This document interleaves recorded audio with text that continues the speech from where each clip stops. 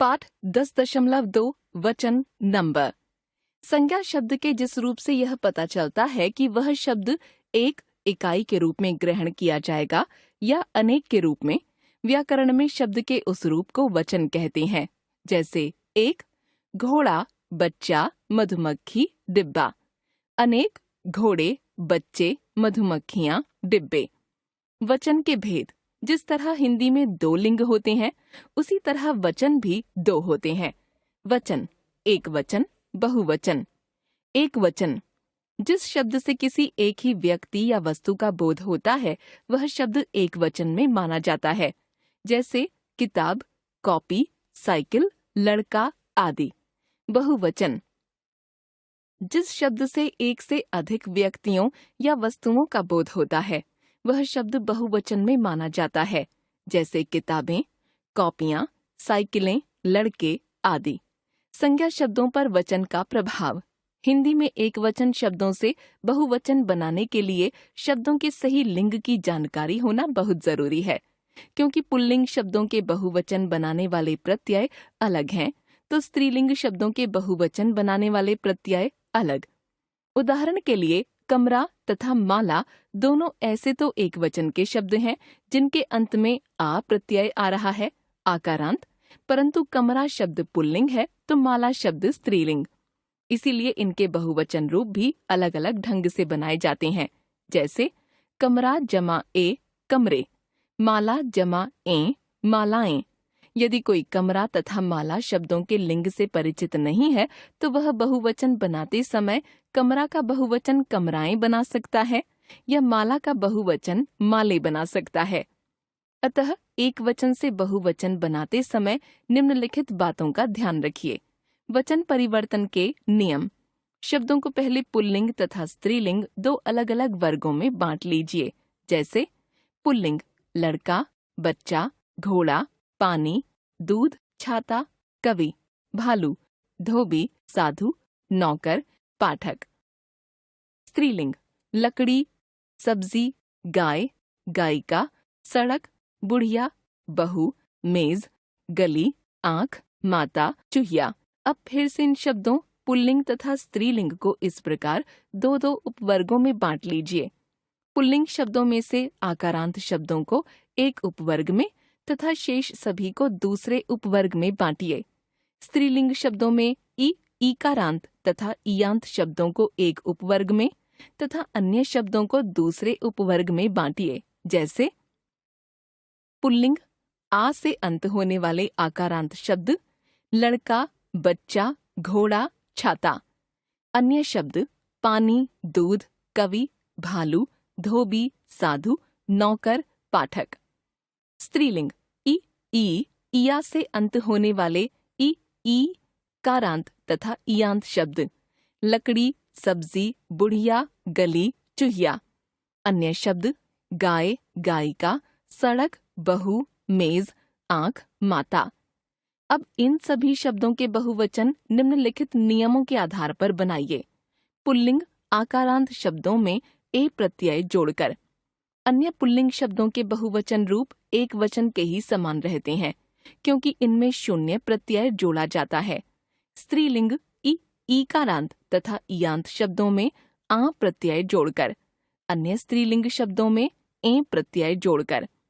Pulling आ से अंत होने वाले आकारांत शब्द ए प्रत्यय जोड़कर।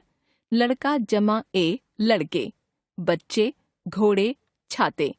अन्य शब्द एक वचन के ही समान पानी, दूध, कवि, भालू, धोबी, साधु, नौकर, पाठक।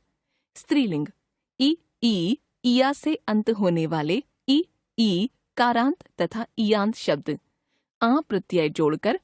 लड़की जमा आ लड़कियां, सब्जियां, बुढ़िया, गलियां, चूहियां। अन्य शब्द ए प्रत्यय जोड़कर। गाय जमा ए गायें, गायिकाएं, सड़कें, बहुएं, मेजें, आंखें, माताएं। ध्यान रखिए, ई कारांत शब्दों के बहुवचन बनाते समय आ प्रत्यय जोड़ा जाता है। ऐसी स्थिति में मूल शब्द का दीर्घ स्वर ह्रस्व हो जाता है। जैसे दवाई जमा आ दवाइयाँ, बकरी जमा आ, बकरियां आदि। हिंदी में दो स्वर एक साथ नहीं आ सकते, अतः जब भी दो स्वर एक साथ आते हैं उनके बीच में एक य व्यंजन की श्रुति हो जाती है या एक य व्यंजन आ जाता है और बहुवचन रूपों में आ के स्थान पर या, लड़कियां, बकरियां, दवाइयां दिखाई देता है। वचन परिवर्तन। आपने देखा कि एक वचन से बहुवचन बनाने के लिए हिंदी में मुख्य रूप से ए, आ प्रत्यय हैं। इनके अन्य उदाहरण नीचे दिए जा रहे हैं। ए प्रत्यय जोड़कर आकारांत पुल्लिंग शब्दों के अंतिम आ का लोप हो जाता है तथा ए प्रत्यय जोड़ दिया जाता है, जैसे कपड़ा, कपड़े, छाता, छाते, घोड़ा, घोड़े, बूढ़ा, बूढ़े, बेटा, बेटे, दरवाजा, दरवाजे। ए प्रत्यय जोड़कर अकारांत अ अंत वाले स्त्रीलिंग शब्दों के अंतिम अ का लोप हो जाता है और ए प्रत्यय जोड़ दिया जाता है, जैसे किताब, किताबें, मेज, मेजें, आंख, आंखें, कलम, कलमें। आकारांत स्त्रीलिंग शब्दों के अंतिम स्वर का लोप नहीं होता, बल्कि इनके अंत में सीधे ए प्रत्यय जुड़ जाता है, जैसे कथा, कथाएं, कन्या, कन्याएं, माता, माताएं, लता, लताएं, व्यथा, व्यथाएं, घटा, घटाएं। आ प्रत्यय जोड़कर जब ईकारांत स्त्रीलिंग शब्दों में आ प्रत्यय जोड़ा जाता है तो शब्द की अंतिम दीर्घ ई ह्रस्व ई में बदल जाती है, जैसे कुर्सी, कुर्सियां, गली, गलियां, लड़की, लड़कियां, नदी, नदियां, टोपी, टोपियां, सखी, सखियां। लोग, जन, गण, वर्ग आदि प्रत्यय जोड़कर कुछ संज्ञा शब्दों में बहुवचन बनाने के लिए लोग, जन, गण, वर्ग आदि शब्द जोड़ दिए जाते हैं, जैसे मित्र, मित्र लोग, लेखक, लेखक गण, गुरु, गुरुजन, कर्मचारी, कर्मचारी वर्ग। ध्यान रखिए, कुछ शब्द हमेशा बहुवचन रूप में ही प्रयुक्त होते हैं, उनके एक वचन रूप नहीं होते, जैसे आंसू, समाचार, प्राण, दर्शन, बाल, केश। कुछ संज्ञा शब्द हमेशा एक वचन में ही आते हैं, उनके बहुवचन रूप नहीं बनते, जैसे वर्षा, आग, हवाएं, पानी। हमने सीखा, संज्ञा शब्द के जिस रूप से यह पता चलता है कि वह शब्द एक इकाई के रूप में ग्रहण किया जाएगा या अनेक के रूप में, व्याकरण में शब्द के उस रूप को वचन कहते हैं।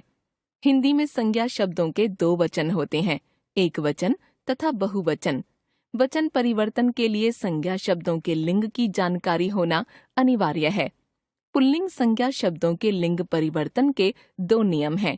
आकारांत शब्दों में बहुवचन बनाने के लिए ए प्रत्यय जोड़ा जाता है, अन्य शब्दों में शून्य प्रत्यय जोड़ा जाता है, अर्थात उनके रूप एक वचन के समान ही रहते हैं।